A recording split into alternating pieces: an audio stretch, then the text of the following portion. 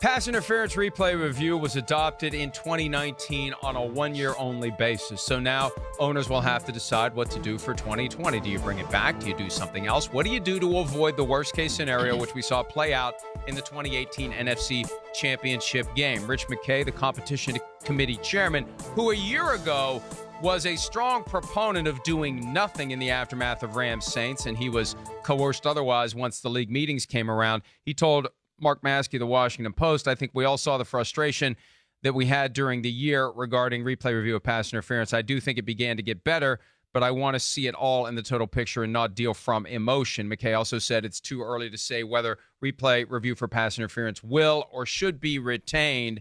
Peter, you've got an idea for what they should do. I've got some ideas for what they should do. Let's hear what your take is on what the league should do when they gather in March for the annual meeting at which they'll decide whether or not to continue with replay review for pass interference. Well, Mike, since the end of the year, one of my pet questions to people around the league at all levels of football, what should happen with this pass interference rule? And as the listeners and viewers will remember, all right, a year ago in March, the NFL owners voted 31-1 to put in this system of having plays called on the field, pass interference plays, called on the field, and then not called on the field, both replay reviewable. And I've asked people since the end of the year, since it was not called the way that it was written in a rule, the NFL basically made it be, you've got to get absolutely mugged 3 seconds before the ball gets there for us to even consider it. That's what it became. And so I've asked people all over the league, what do you think of this? Mike, I got to tell you something. It needs a 3/4 majority vote to be reinstituted for the 2020 season. I found one person who said, we'll get the kinks out.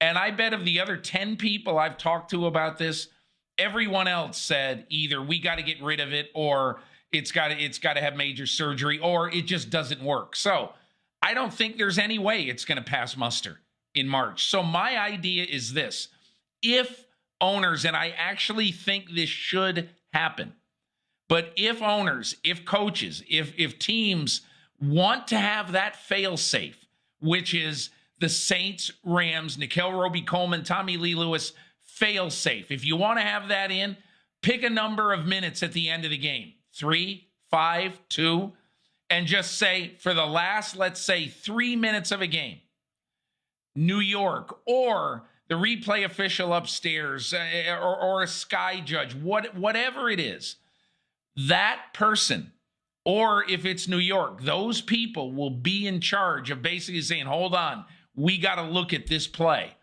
And so have that emergency, pull rope in case of emergency person in place and call it in the last 3 minutes of a game. But don't populate the first X number of minutes of the game, 55, 57, with this call. I got a simpler solution. You want to hear it? Yep. Bring back Dean Blandino. Because if you bring back, and this is nothing against Al Riveron, but I don't think it's controversial for us to say that there are aspects of the replay review supervision that escape him at times, and that he's not necessarily suited for that portion of the job. He can run the officiating. He can supervise the officials, but I think they need to bring back Dean Blandino to be the guy who's in charge of replay review and who is the public face and voice of what is the most critical job for the NFL during football season, more important than the commissioner job. And Blandino has proven he can do it. Before I would get rid of replay review for pass interference, because once it's gone, it's very hard to bring it back. It's not impossible. They once got rid of replay review altogether and then brought it back years later.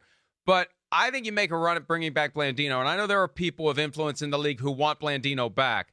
I think if you had the right person to implement this thing, it could still work. I think that's the first question they need to ask themselves before they move on to other alternatives. Mike, I don't think bringing Dean Blandino, I think that sounds good. Oh, now we get a really good and extraordinarily competent guy in place. Mike, there's still going to be ticky-tack, bang-bang plays in pass interference. And the whole question is, if you allow all these reviews to go by the letter of the law, the game is going to have a lot more of these reviews. And that's one thing the NFL doesn't want to have. And I'm not saying you shouldn't want to get every play right. I get it. But I think you're looking for a panacea that Dean Blandino would bring, and he wouldn't bring it. There are just some plays that are too close, and you can't tell. But if he knows how to apply the standard, it is the panacea. We'll be back with more right after this. No, it isn't. Hi, I'm Mike Tirico, and thanks for watching. Make sure to hit subscribe for the latest news and highlights from NBC Sports.